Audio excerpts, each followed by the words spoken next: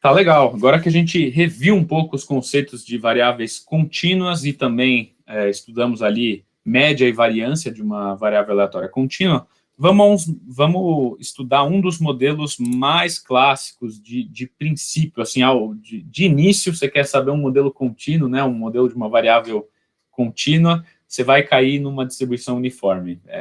Mais ou menos como regra geral, se você for em qualquer livro aí de probabilidade, qualquer literatura, até mesmo de estatística, essa daí é uma das primeiras distribuições que é colocada para a gente, justamente pela sua simplicidade, né? Então, vamos tentar dissecar ela para entender bem e depois generalizar os conceitos para outras distribuições. Então, vamos lá. Essa distribuição, chamada uniforme, tem função densidade de probabilidade, FDP, constante dentro de um intervalo determinado. Por exemplo, um intervalo AB. A gente denota x como uma variável uniforme, sendo que os parâmetros para definir essa variável são justamente os limites do intervalo que a gente vai integrar ela. Então, vamos colocar aqui uma função densidade constante no intervalo. Cadê? 90 graus aí. Vamos colocar aqui de maneira esquemática, né?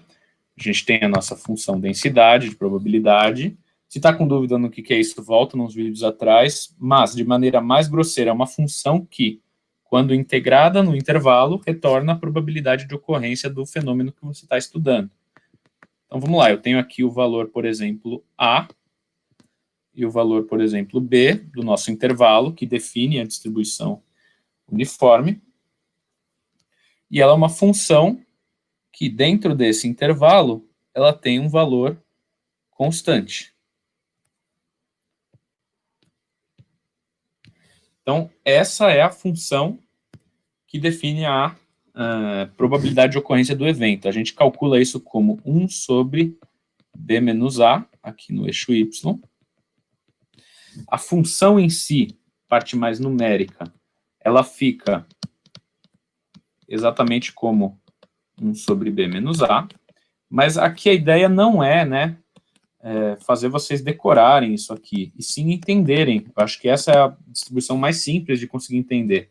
Se eu quiser saber de A até um determinado valor, por exemplo aqui, onde eu estou marcando de verde, qual que é a probabilidade de ocorrência, eu vou ter que fazer a integral nesse intervalo aqui. Só que olha só, minha função ela é constante, né? Então, a probabilidade de ocorrência de um determinado evento nesse intervalo que eu pintei agora em verde, ele é a área de um retângulo. A gente não precisa sair fazendo uma integral complicada.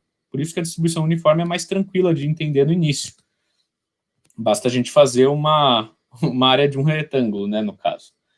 Então, tudo bem. A gente não vai se importar muito em fazer a integral, mas se a gente quisesse definir isso de maneira mais rigorosa, né, a probabilidade do x, variável aleatória, assumir um valor x, vai ser a integral do início do intervalo até x, de 1 menos b, opa, ficou bem horrível, hein? 1 menos b, 1 dividido por b menos a, dx, que vai dar justamente a área de um retângulo.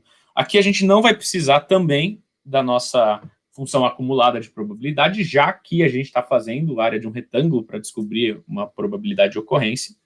E vamos deixar claro aqui que o valor esperado dessa função é a mais b sobre 2, justamente o ponto médio, né? E a variância pode ser calculada como b menos a ao quadrado dividido por 12.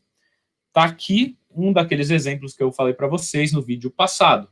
A gente já vai ter esses valores de média e variância desse modelo contínuo dados por essa equação. Se você quiser descobrir isso, aí você teria que fazer aquelas integrais que eu mostrei no vídeo anterior, tá bom? Vamos, então, fazer um exercício de distribuição uniforme para deixar esses conceitos mais claros, tá legal?